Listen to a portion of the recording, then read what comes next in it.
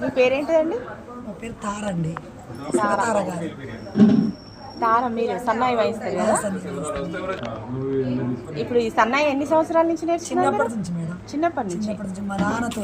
అంటే మీ నాన్న వాయించేదా? మా నాన్నతో నలుగురు ఆడపిల్లలు అని నేను ఒక్కదాన్ని నేర్చుకొని నేను అందరికీ నేర్పుకున్నా. చాలా కష్టపడి నేర్చుకున్నాను మేడం. మీ ఏ ఊరు?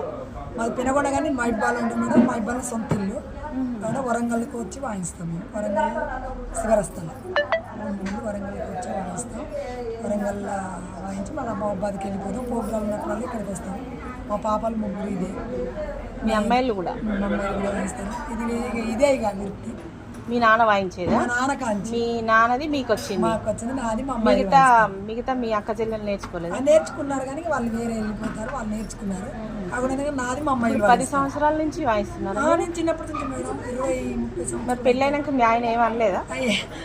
మేడం ఇక అన్నీ అంటే ముందు తెలిసే చేసుకున్నాను. తెలిసే చేసుకున్నాను మేడం. అంటే మనం నాన్నతో వాయిస్తుంటే తెలిసే చేసుకున్నాను. కాకుండా చిన్న చిన్న గొడవలు కామన్ అవిగా వద్దు రావద్దు అనేది. మీకు హ్యాపీ అనిపిస్తుందా ఈ వృత్తి? చాలా అనిపిస్తుంది, కానీ కష్టం కూడా మేడం. నిద్ర లేకుండా కష్టం. అంటే ఏ టైం అంటే ఆ టైం వెళ్ళాలి కదా? ఏ టైం నిద్ర లేకుండా వెళ్ళాలి. ఏదైనా కూడా మనం ఎంత కష్టమైనా పోవాలి, అక్కడ చేయాలి, రావాలి. ఎంత నైట్ అయినా ఇంటికి రావాలి, ఎంత నైట్ అయినా పోవాలి. చాలా కష్టం ఉంటుంది మేడం. మీ పిల్లలు ఏం చేస్తున్నారు? మా పిల్లలు చదువుకున్నారు మేడం, కానీ ఇప్పుడైతే 2 అమ్మాయిలు సన్నయ్య వాయిస్తారు. ఒక అమ్మాయి హైదరాబాద్ ఉంటుంది, చదువుకుంటుంది. 2 అమ్మాయిలు ఇక్కడ మైబాదా?